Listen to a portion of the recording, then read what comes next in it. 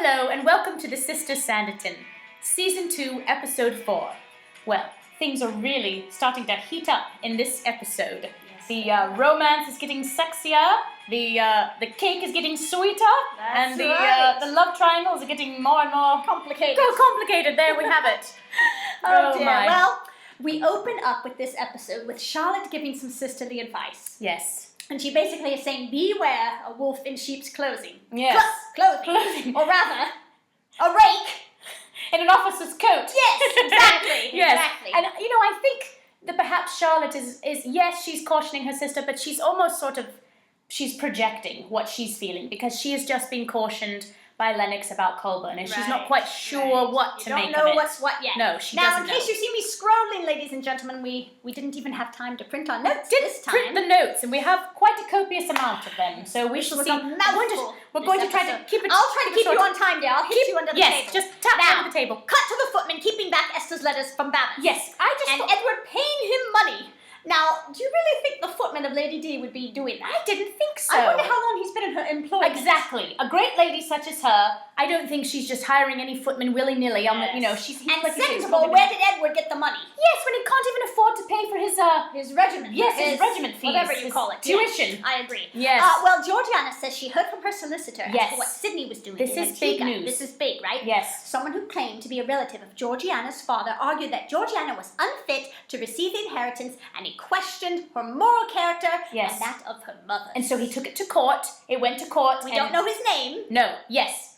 We don't know his name. And they said, we have yet to learn his name. Yes. They took it to court. Sydney fought and won. Now, dear Sydney, that's all we get out of Tom. Yeah. I'm sorry. This is a disgrace. Sydney went to Antigua to save Georgiana's fortune, and thereby pretty much her life at this point. Yes. She would have nothing if she doesn't have a fortune, let's be honest. In this day and age, right? A single woman with no fortune. And you just thought there should have been more of a moment of silence. He went there and he risked his life and he died because of it. Yes. She has yet to thank him or to have a kind word about, Sydney went and risked his life for me and died for me and saved my money. Yes. And Tom, of course, is Sydney. dumb as ever. I just thought they should have made more of it. However, I agree. In addition to that moment where they say, we have yet to learn his name, immediately for me, I just thought, we don't know his name. Shocker, I wonder who it's going to be. I'm thinking it's potentially going to be connected somehow with Lockhart. Yes, I think you and a lot of people thought that. I didn't even see it. I obviously... Well...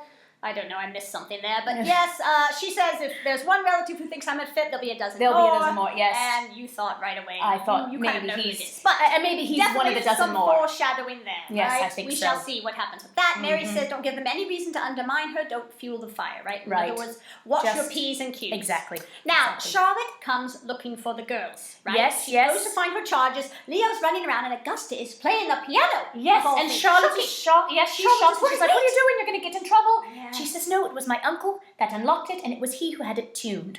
So I guess the passage of time has shown a little bit here because, yes, last thing we saw was the day before. Hours. Yes, exactly. He tuned it overnight. So we think, we see Charlotte smiles here, and we think, she's softening. She sees he's softening. He is softening, right? yes. And he's starting to come round. This scene was so interesting to me because she's teaching Augusta to dance. Yes. And little Leo's playing the piano, and Charlotte is in this pretty dress. Yes, the turquoise sort of overdress. The strange thing about it is it was just too short. It was shorter than Augusta's. She looked like she was a child. It made her look just out of place somehow. I don't know if they ran out of material or ran out of budget. She had that little tiny string. It looked odd, yes, and the string that they bought the string that came off the ham that they had for lunch or something. I don't know. I could have given them one of our satin ribbons. Yes, from a Goodwill, it would have been better than that. But anyway, I thought that was awful. Yes, myself. It was a little bit odd. Colbourne comes and he sneaks a peek and all this. He's watching. He looks so cute when he's smiling at them. He is. He's looking at them. And Charlotte says, well, we need a gentleman, right? And he sort of laughs and says no. Yes, but he can't. He says Augusta is allowed to go to the party, which of course she's thrilled about, right? And Charlotte says, I'll be there. And what does he say? Something like, oh, well then my dread of the situation will be lessened by the fact that you'll be there. That was pretty bold. He's coming out of his shell. The coals are burning even more, I should say. Perhaps a lighter fluid's been poured on those coals. They share a gaze. Warming up to her. Yes, they do. And then he tells Augusta that she can pick out a gown, right? Yes. That used to be her aunt's. Yes, because she's got a closet full. Yes. And then there was a really cute scene where little Leo came in when she was trying on the dress, and he hugs her and says, it's like hugging my mother. It was really sweet. Now, I did think it was a little funny how when she was trying on that gown, she's like, oh, it doesn't fit. I'm not quite as slender as my aunt was. That girl is like a stick figure. Yeah, how could you get any more slender? Exactly. No. She's like a twig. But I thought that was interesting too. Yes, she needs a corset. Well, now I feel like we've talked about this before because the next scene is Frazier washing his face, and you have a note here that says, pale. What a pale, skinny little guy he is. Yes, right, but I think we already talked about that. And we made sense of that. I think we did in the last episode. He's just fine as an Austin man, dear. He doesn't need to be buff. Well, he makes and all of that. No, he makes up for everything by his character. Yes. And his face is quite handsome. And of course, Fraser says to the other guy. He's getting angry at Carter. Yes, you can't do this. Yes, he's quite mad here.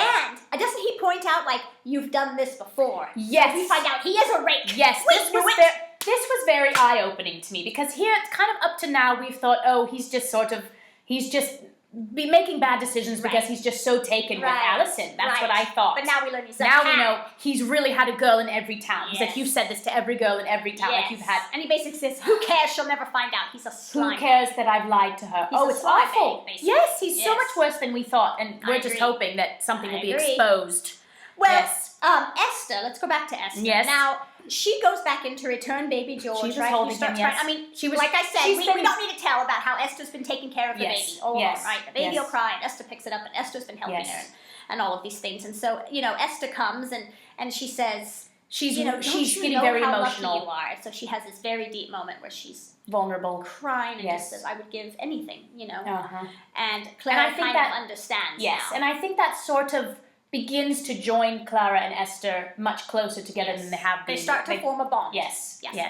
And we also see here in this episode that Tom is showing Colonel Lennox the plans for the permanent barracks, right? Yes. And he says, that's not the only reason I've called you here. You've been running up quite a little debt, right? Yes. And the shopkeepers aren't too pleased about it, and they're going out of business. So every gentleman needs, to pay his debts. And of course, Lennox is like, that's a little bit low for you to try to tell me to pay my debt because Tom, we find out, owes him that £100 for the gambling. Right. And so he's like, don't talk about that. And he asks if Charlotte, he checks up on her again. Oh, Has and she to quit? me, he's so odious in this scene. He's like, I see your note. She was going to take... We hate him now. Oh, is that what I wrote? That's what you wrote. I did. We hate him now. I did. All of a sudden, I just, you know what? I did because he was like, I thought she'd take my advice. And he looked so menacing and sort of evil. He's becoming more evil to me. And controlling, yes. All right, on to the best part of the whole episode. The garden. Lady D's garden party, Garden party, I love this. I should love to go to a good garden party. I know you should. Oh, my. And the pièce de résistance is her giant pink and green cake. Wasn't it beautiful? I know you were drooling. Oh my goodness, the fondant icing that she goes in and we have the montage of everyone getting ready. Yes, and I love Georgiana's gown. Oh, yes. Her gown, to me, this was like, I think the most beautiful gown of this season. Yes. And it's not even for the ball, but it's that real delicate lace, that sort of, finally, lace. They got beautiful, and that sort really of turquoise, that sort of teal ribbon. Oh, it was gorgeous. beautiful. I mean, they use teal a lot, but I love it here. That was gorgeous. Now, Charlotte's blue gown is also gorgeous, and she seems her gown was looks beautiful. very fancy. Yes, right? she did look very fancy. I did think that was a little strange. I agree. Everyone else, well, not everyone, but a lot of people had short sleeves outside of the garden party, but she had long. Yeah. There were some funny, interesting things about. But you did note that she looked a little sad and tired again. She did. When they showed her getting ready, and she was just like, okay, like she seemed not excited or too happy, all right with it. And once again, we know why, I think. Yes, I think she finally does give us a little smile though when she's ready. Yes. And she likes what she sees. She's confident and she thinks, oh, I look good. Yeah. Well, and I think she's sort of starting to think about Colbourne, perhaps, without even knowing. Yes. And the hats in this scene. The hats were beautiful, all the bonnets. But did you notice some of the gowns were a little askew, such as Esther. She had a little piece of lace right here, and it was all crooked. It was a little crooked. And the whole time I felt like... Yes, going up I noticed that. And someone not see that and shift that piece of lace. Yes, did you notice Miss Hankins' gown? She had these little tiny, satin rosettes, like we used to have when we were kids. There was actually, remember they could be on a little piece of wire? Actually, it's exactly like this. This one. This thing. Yes, they used to be on wire or on a wire. It was on a string. We used to put them on rings. We used to put them on our T-shirts. Yes. Everything. They were the fashion. They were the latest thing. And she had them draped all over her little. I was like, we've had those. Cheap rosettes. I thought it was so odd. I didn't like the rosettes. No, I agree. I agree. Now, at the receiving line, though, the Hankins ask after Edward, right? Yes. And Lady D says he hasn't been invited. Isn't he? Oh, dear me, I hope there's no bad blood. And Esther goes, what did she say? Oh, no, we're as close as Cain and Abel. Which, for those of you who know your Bible, yes, Cain murdered Abel. Yeah. It killed him. So I to me, that was I laughed out loud. That was hilarious. Yes. She's got those one-liners that are just zingers. That's She's right. so funny. And then, of course, the Bible, of course, the preacher, Reverend Hankins, of course, knew, and he was like, yes, of course. He knows. He knows his Bible. Yes. And the showdown bet Lady D and Georgiana. Now, a showdown between Lady D and Georgiana. Sorry, you're trying to read my shorthand. Who's having a bet here? There's no bet. Oh, dear. Okay. Not yet. They will come through me. The showdown between Lady D and Georgiana. So Lady D is sort of mocking her. Oh, it's so wonderful to have the richest woman in Sanditon. Especially, they zoom in on the masterpiece. And she knows about the sugar boycott, and she's just goading her and just digging that in, and Georgiana rises to above it in here. It's quite a contrast from season 1, where she jumps right down to her level and starts throwing it at her at the pineapple luncheon. And here, Mary has said, try to keep it together. And so she said, thank you. Basically, she's like, how kind or how generous of you. So she was really, she rose above it. But, they're all like, oh, she must have forgotten. She's like, no, of course she didn't forget. She's trying to put me in my place because she thinks I'm a hypocrite. Right. So we'll see. She speaks up later. She can't stay silent. And it's a good one. We now have the arrival of Colbourne, right? Oh. Yes, I love. This is probably my favorite little part. So Georgiana says, that's Mr. Colbourne? And she's like, hubba. Oh, hot stuff, that's ladies. That's your boss? Yes. He looks mighty fine in his top hat and tails. And I think Charlotte's like, she she has the cutest know. smile, right? And Georgiana clearly is like, something's gonna go down there, I'm sure. It's happening. It's like my old boss. And she thinks, that's him. I thought he was an old man. Yes, exactly. Well, on to a different handsome man, Captain Frazier. Alison remarks how attentive Carter is. Yes. And Frazier says he reminds him of a puppy that he once had. He's so funny. What makes you so cynical, she says. And he says, have you, and she's asked, have you never known tender feelings of your own? And he's like, no, I don't have a heart. But then she's like, you have, I can tell. Who is it? Who is the lady? And so then he starts to, his face is so sweet here. He's just like looking at her just like, oh, she doesn't know, she doesn't care. She could never care for me. And she's like, well, tell me about her. And he just, it is so romantic. Everything I'm quite undone in her company. It's so beautiful. That's what we expect out of an Austen man. Exactly. So exactly. He's saying what we want someone to say to our dear Charlotte. Yes, exactly. We're craving that at this point. Yes, but she's clueless. She has not a clue. And he says she could never look on me with tenderness. Right. I don't know why. Why not? I know. So, why does he think he's so unlovable? Maybe because of the scar. I keep going back to the scar. Oh, please. Back to Colbourne. As he's greeting his host, Lady D says she hopes that he'll enter the archery competition. Yes, which sounds very fun. The late father one, right? The late 3 years running. Yes. He says he's nothing like his father. And she says, well, that's good mercy anyhow, because it would save me a fortune in wine. Yes. So, like we have sort of touched on this before. I guess he was a drunkard. I missed all that. Yes. Well, apparently his father's a drunkard. I think this is kind of giving us a little insight into Colbourne's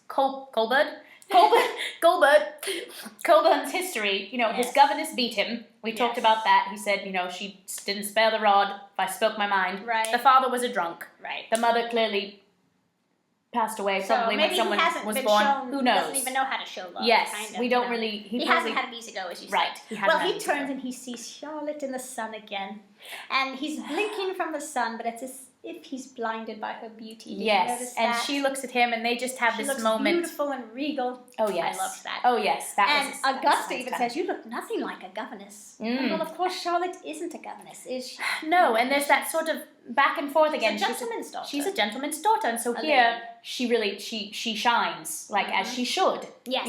Well, he turns his head when he hears Lady D greet Colonel Lennox. Yes, and Lennox is looking around. He's literally mid-sentence, greeting his hostess. Yeah. He stops mid-sentence when he happens to see Colbourne, and he goes right over to him because he likes a good confrontation. He's not afraid to walk away from a battle, and he seems like he likes to provoke the battle. And so he goes over, oh, hello, and this Colbourne. And that. Yeah, and Colbourne doesn't say a word, and then he greets Charlotte. And Colbourne goes, I wasn't aware you were acquainted with my governess. To me, this was a very interesting choice of words. Not only did he not address her as Miss Hayward, which I guess, again, perhaps it's that governess, gentleman's daughter thing. I would have thought he would have said, oh, I wasn't aware you were, acquainted with Miss Hayward. Not only does he use the term governess, he uses the word my, which to me sounds very possessive. So you didn't like that? I wasn't sure about it, but I think it's sort of him. It seemed to kind of bring her lower. Yes, it brought her lower. Referenced her as yes, that's what it did. It brought her lower, but I think it's him kind of showing his vulnerability of wanting to hold on to what is his. Well, he doesn't want to lose what he thinks is his. He's already lost to that. There's been something else happening with something else has happened with Lennox. And Lennox says to her, "You didn't heed my warning, but for your sake, I shall try to be civil." So he sort of comes out on top. I was going to say he sort of comes out as the bigger man because he acts like, I can deal with it, and whereas Colbourne's like storming off. Yes, and frazzled. Yes. Yeah. Good choice of words. It then cuts to Charlotte speaking with Colbourne, right? Yes. And he has no idea that Charlotte and Lennox were so intimately acquainted. Which you've been saying all along. How did they get so intimate? I think they are, but he makes it seem like they are. And Lennox I think he did say, like Lennox said, oh yes, I would consider her a friend or something, a particular friend, something like that. Yes. She starts to say whatever the history, between them. Yes, and he gets a little mad here, and he's like, what do you know about history? Yes. And sort of like, animosity. She sort of, but to be honest, she doesn't tell him the truth here, because she could have said, well, Lennox told me that you stole his girlfriend, but she says, only that, there's been some bad blood in the past, whatever. Only that clearly there's some animosity. Right. So she doesn't really tell him the truth of what she thinks she knows. Right. Because perhaps she doesn't know if it's the truth. She's trying to kind of feel him out. And she says that if Lennox can put her aside, surely so can you. If not for the sake of yourself, for the sake of Miss Augusta. Yes. Right, Miss She Markham. kind of calms him down. Yeah, and she does that just like she calmed down his horse. Yes. And he agrees to stay for a short while. So, of course. Then Tom, he's got to. He tells the Colonel that he faced Napoleon himself. Yes, he's trying to tell Arthur, it was so thrilling, you faced Napoleon. Arthur is absolutely hilarious here. He's like, well, he can't have been that intimidating. He was only this tall, which I laughed. Arthur's so clever, and he's like, well, it was in the mind, and there was a battle. He was a fierce, right. And strategist. Doesn't it come out here that Carter has never been near a battlefield? Yes, and this is where she goes, oh, did you fight with Charlotte Captain? hears this, Charlotte, right? yes, sorry, I should have said, Charlotte says, oh, did you fight with Captain Carter? And he goes, Carter? He's just a boy. He hasn't even been near a battlefield. And she goes, no, Captain Carter was with you, a Biddesoa, whatever they called it. No. And he goes, no. Just as she suspected, right? So, speaking of, Carter gets coerced into taking up the bow. Yes. Right? And Captain Fraser takes the opportunity to tell Alison to be cautious. Yes, right? But he blunders the whole thing and basically tells her... Insults her. Yeah, insults her. This was another Darcy moment to me. Like when he tells her, I love you, but your family stinks and your mother's this and that. Yes. Kind of I was trying to tell you I loved you in spite of it. I was trying to tell you I loved you. While you insulted my family. Exactly. I hadn't thought of that. I hadn't thought of it until just now. It doesn't make me dance. Not even in the note. Genius. So yes, he tries to say, you're not this fine lady. You're just a farmer's daughter. Just like, oh, so I'm not good enough for the captain? He's like, yes. She calls him brutish and heartless, which he kind of was there. He really put his foot in his mouth. He really did. But I think he was kind of desperate because he knew, she even said, he's about to propose to me. And so he knew he was getting desperate. Yes. But he didn't go about it the right way. Well, Edward, meanwhile, goes to propose to Clara. Yes. To get the inheritance, right? Yes, right. Esther believes she's unlovable. And if she doesn't hear from Babbers... Yes. And Clara's like, how did you know? She'll become undone. Well, yes. I had my suspicions, but he confirmed it. He's sly. And yes. The big question here, though, is yes. why hasn't Babington come to make things right? If he's been getting her letters, has Edward been taking her letters? That's what I'm saying. No one has shown that. So as far as we know, her letters are going out. Well, they should have shown But that. yes, if that is the case, because if Babbers loved her and is getting these letters, where are you, dear? Why don't you come to me? I'm miserable. It's been 3 weeks. Why haven't you written? I'm at my wit's end. That didn't make any sense. You'd think he would have come and set her mind at ease. I'm sorry, or sent a servant, or sent someone to say, I'm sorry, I can't come, but I still love you. Everything's fine. Maybe Edward was taking his letters too. Maybe that's he was the only explanation. Because otherwise, I wouldn't think it showed that. They should have showed it. But yes, you're right. It was odd. But yes, he's trying to marry Clara. He says for baby George's sake, but it's so that he can get the inheritance. Yes. Well, back at the garden party, Charlotte confronts Alison and tells her that the Colonel said Carter's never been near a battle. Well, she won't believe it, right? And she's quite mean. She calls Charlotte, Fraser, and Georgiana bitter, loveless cynics. Whew. She's a pistol, that one. She is. She wants what she wants, and she's not going to listen to anyone. Yes. Well, back to our star-crossed lovers. You don't know they're star-crossed lovers yet, but Charlotte and Colbourne, she's waiting for her croquet turn, and he says, this is too much for me. He says, a young woman's opinion once formed is very hard to alter. Is that not almost exactly the line from Pride and Prejudice? Yes, it did anyone else notice I did. This? I thought, wait, what am I watching? Yes. Yes, I thought it was quite funny. He confesses to her that it's been a decade since he's been at this sort of social event. How old is he? A decade? The man must be over the hill, I guess. I don't know. It just makes him seem so old to me. He may have gotten married young, like 25, 28. Maybe he's 38. I guess. I just didn't want to. You don't need to hear it, you know. Yes, a decade. That's a long time. Perhaps you can remind me how to hold a conversation, he says. He's struggling but asking for her help, which is sweet, I guess. I fear I've lost whatever social graces I once owned. I mean, it's sweet. They smile at each other. I guess you feel a little sorry for him. Lady D is looking on with Lennox. And this is the great line right here. I believe you have a rival for the archery competition. When we saw that she knows exactly what she sees and what's going on here. Exactly. We saw that in the preview. We thought, the rival has already been unmasked. Yes. Okay, so then he sees Augusta walking by. She's about to faint. And he sort of half catches her, and Colbourne rushes over, right? Lennox half catches her. Yes. And Colbourne rushes over, take your hands off her. And Charlotte, of course, comes in to save the day again. She's rescued the child from the horse. She's calmed the horse down. Now she's saving the girl. She's the residence Florence Nightingale. Yes, she does everything. She does it all, ladies and gentlemen. Sheer death. Yes. And Charlotte helps Augusta to loosen her corset. It was something simple. Yes. And Augusta, says, there's a gentleman there that finds you pretty. And we can see on Charlotte's face that she thinks she's been discovered in a way. She's taken aback. Maybe she has feelings, right? For Colbourne, and maybe Colbourne has feelings for her. Yes. But then Augusta says, Colonel Lennox, and you can tell that she's Charlotte's like, not. And even Augusta says, I can't tell if you. I can't tell though if you welcome his attention. Which we know we're kind of getting more and more the fact that that she doesn't. Yes. Okay, it's time to cut the cake, ladies and gentlemen. Oh, the cake. Oh, and she says, Arthur, I remember how keen you were to cut my pineapple. Why don't you take this moment? Arthur declines. But of course he declines because he's standing in solidarity. Well, no one comes and eats the cake because they're all. Look, it's a good thing. They're standing in solidarity with Georgiana. She says, look, I know you think I'm a hypocrite. I can't condone this. I'm going to do what I can from this point forward. It was good. If you think that it's okay, go ahead and eat it. Right. And everyone goes, I'm not eating it. They put their plates back one by one. It was very poignant. It was a great sort of message. And Lady D was just guffawing everywhere. But, like you say, I have something to say about this. I felt like it was a shocking waste of the cake. It had already been bought and paid for at that point. The sugar had already been used. Folks, all right? Let's just put it that way. How could they let it go to waste? This girl will never pass up a good pud.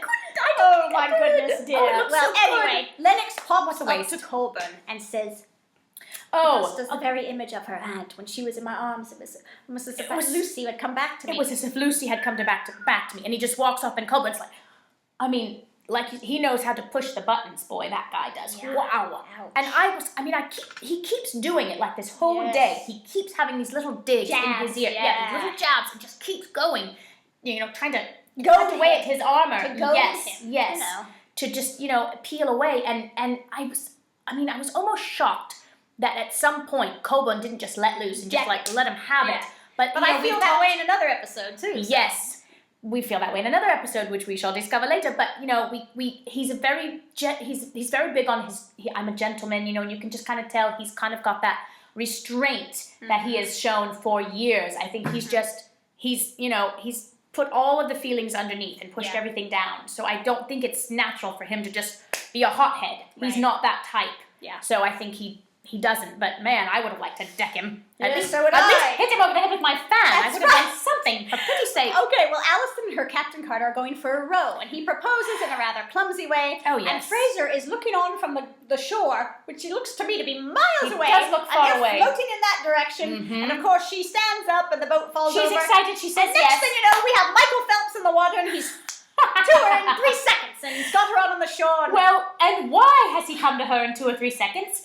Because as we find out, dear old Captain Carter, who swore that he saved a dozen men from drowning, cannot swim himself. Yes, and of course. And he literally just sits by and lets her drown. Yeah. He doesn't do... He tried to give her one away. He didn't try the other one. It was a very poor attempt. It was the weakest attempt at saving someone's life I had ever seen. And she literally was like, I can't swim. Yeah. And I also kind of thought to myself, well, it seemed like Charlotte could swim when she was bathing in the sea. Oh, I think she was just maybe she was just walking around on the shore. I don't know. But She seems like someone who should be able to swim. Yeah, they should have had.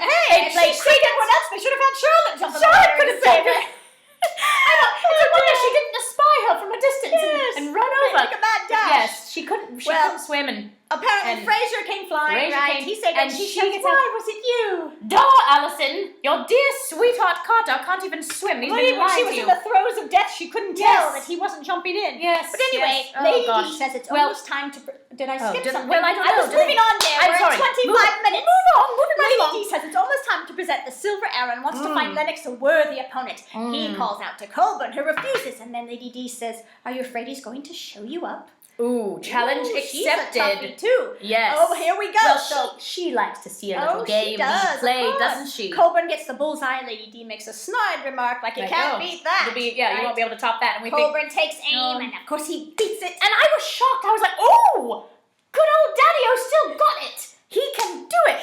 So I was a little bit surprised. He was raised in your opinion, and I think his bullseye was even more towards the center. It was Charlotte smiled and Lady D was surprised. She smiled, yes. Mm-hmm. And of course, at one point during this competition, Edward has to pop into the party to say he's engaged. Okay, thank you, Edward.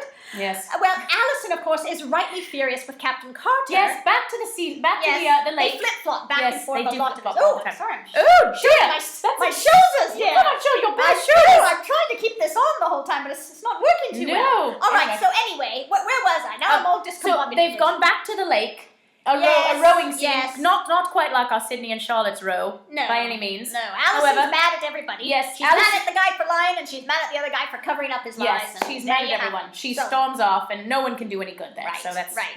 And so, now, you didn't write down here how the men make Charlotte... I didn't write it down. This was your notes. Which was very... You finished the episode, dear. Right. You left your notes. Oh, my goodness. You finished the episode here. Oh, my goodness. Yes. You are now, so right, That's dear. all right. Now, what happened was... I can pull it up right here. Yes. Here. What happened was... they each had a bullseye, right? So then, I don't know if it was that Lennox was afraid that, he was shocked that Colbourne could actually, Lennox wants to here. show that the girl likes me. That's why he does it. That's right. The girl he wants wants to to show watch how she's going to shoot for me. That Charlotte's on his court and on his team. And so she does it. So he asks, I'd like Miss Hayward to take my shot. And she doesn't want to. And I thought it was very ungracious of him and very, again, pushy and because she overbearing. knows that it's showing that I'm with him. Yes. In a way. Yes. But I'm not with him. And he insisted. She's like, no one stands up for her. Tom, Mary, no one. She's all by herself. She goes, so she has to do it. Okay, so she does it. But Colbourne plays his card because does she get a bullseye? Yes, she does. She gets a bullseye. But Colbourne plays his card and says, well, then you'll shoot for me now, too. And Lennox is looking like, will she shoot for him? You know what I mean? Does she? I thought she's my girl type of thing.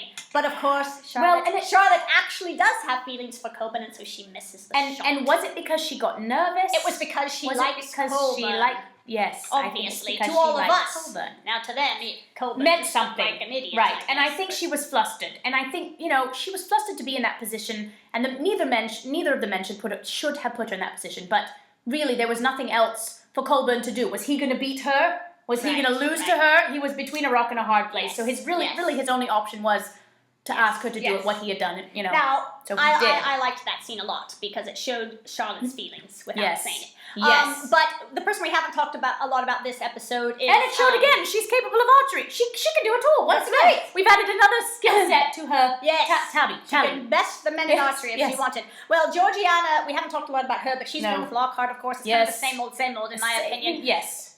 Although this time she tells him that she did love someone named Otis, and they almost kiss. That Miss Hankins runs in and saves the day. Thank goodness. Right? Would she have been ruined? Would she have been forced to marry him? Know. Who knows? Well, anyway, once again, the Colonel has kind of come out on top here. Because Charlotte lost, he won. Right? And I guarantee you, he's thinking, she lost because she wants to be with me. That's just the kind of man he is. I bet he's tricked himself into thinking that. All's fair in love and war, he says. Making a dig at Colbourne, right? Yes. Well, Colbourne's done. He has now had it, as rightly so. He should. He takes his niece. He forbids Charlotte to see him.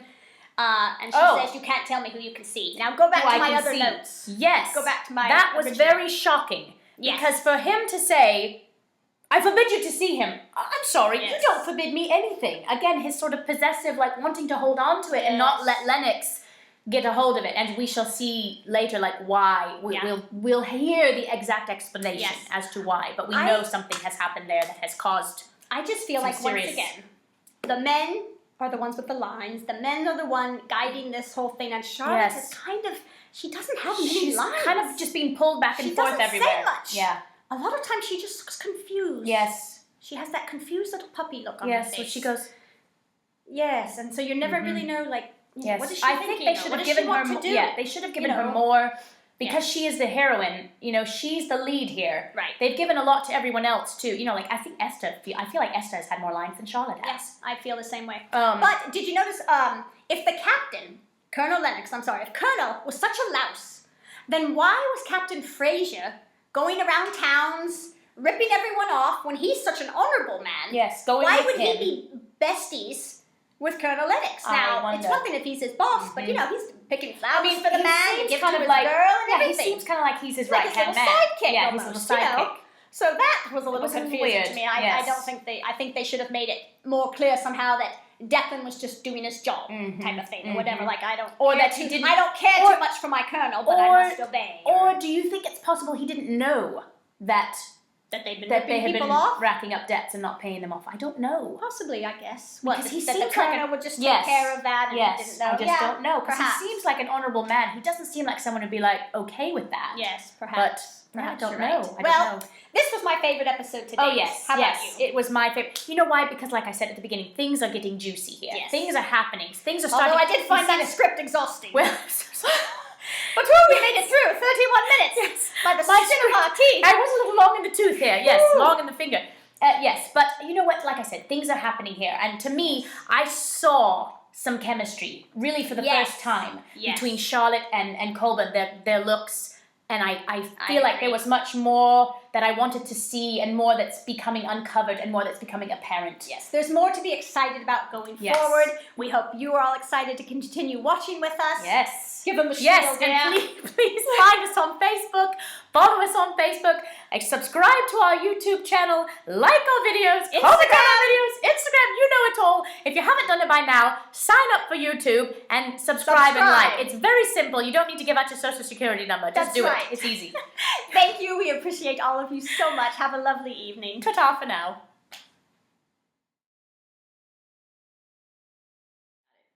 Now find your delete button. We need to cut about half this. What were you thinking? You're basically cutting out the entire show. This was my favorite episode. I couldn't help myself. It's a play-by-play, dear. We need 30 minutes worth of content. This is 3 hours worth. Backspace. Get your cursor ready. I'm going to cut.